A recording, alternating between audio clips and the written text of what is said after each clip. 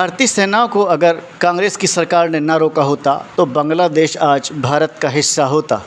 यह बात कही फर्रुखाबाद के भाजपा सांसद मुकेश राजपूत ने। उन्होंने अपने बयान में कहा कि 1971 में जब खंडित भारत को अखंड भारत के लिए कदम बढ़ाने का मौका था, तब कांग्रेस ने तुष्टीकरण की नीति अपनाते हुए बांग्लादेश को भारत की दूसरी अलग हुई भुजा के रूप में बना दिया। उस समय अगर भारतीय सेनाओं को कांग्रेस की सरकार न रोका होता तो बांग्लादेश भारत का हिस्सा होता। सांसद ने कहा कि अब युवाओं को यह बीड़ा उठाना है कि भारत फिर कभी खंडित ना हो। प्रेस वार्ता आयोजित की। आज की प्रेस वार्ता का मुख्य उद्देश्य था कि 15 अगस्त 1947 को हम देश की आज़ादी हमें मिली, लेकिन देश की आज़ादी के लिए लोग जो शहीद हुए, हमारे देश के नौजवान, बुजुर्ग, माताएं, बहन, बेटियां, लाखों की संख्या में लोग शहीद हुए। और शहीद होने के बाद उन्होंने देखा था कि ये हम अखंड भारत के लिए उन्होंने आज़ादी लड़ी थी। लेकिन 15 अगस्त से एक दिन पहले ही 14 अगस्त 1947 को ही इस देश का विभाजन हो गया।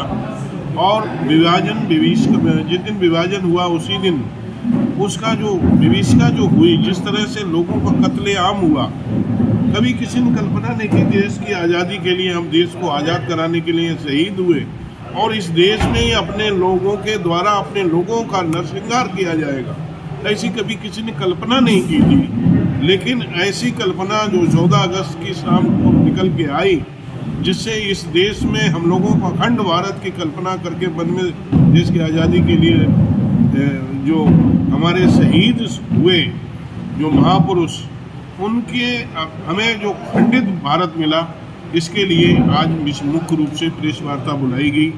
इसमें लगभग 6 लाख से ज़्यादा लोग मारे गए थे और करीब 1.5 करोड़ लोग करीब विस्थापित हुए थे। इसमें लोगों को किस तरह से यातनाएं झेलनी पड़ी। एक तो देश की आज़ादी के समय अंग्रेजों ब्रिटिश हुकूमत की यातनाओं का सामना करना पड़ा, यातनाएं झेलनी पड़ी। और देश आज़ाद होने के बाद में हमारे देश के लोगों को फिर कुछ अलगावपंथियों द्वारा, कुछ देश के लोगों के द्वारा जो विभीषिका हुई, उसका जो रिजल्ट आया बहुत सुखद नहीं। हम चाहते हैं कि ये नौजवानों को इस चीज़ को, कल 14 अगस्त है इसलिए उसको हम लोग जुलूस के रूप में मौन शांति जुलूस निकालेंगे। और यहाँ पर आके जो लोग हमारे विस्थापित लोग आए हैं, पाकिस्तान के उस क्षेत्र भाग से कुछ लोग यहाँ विस्थापित की संख्या है, वो लोगों को भी बुलाएंगे, उनकी भी आप बीती सुनेंगे और आने वाली पीढ़ी को हम लोग बताएंगे कि इस तरह हमारी नौजवानों को इन चीज़ों को याद रखना चाहिए। हम लोगों को आज़ादी मिली, वो ऐसे ही आज़ादी नहीं मिल गई।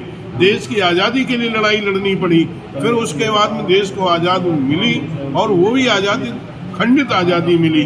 हम ये देख रहे हैं कि हमारे हिंदुस्तान की 2 भुजाएं, एक पाकिस्तान के रूप में, एक बांग्लादेश के रूप में, 2 भुजाएं अलग कर दी गई। ये भुजाएं 2 अलग कर दी गई। इन दोनों भुजाओं को कैसे अखंड भारत बनाया जाए, ये नौजवानों को कल 14 अगस्त को संकल्प लेना चाहिए कि हम इस देश, हमारा जो भारत था, अखंड भारत था, इसे हम कैसे अखंड भारत बनाएं।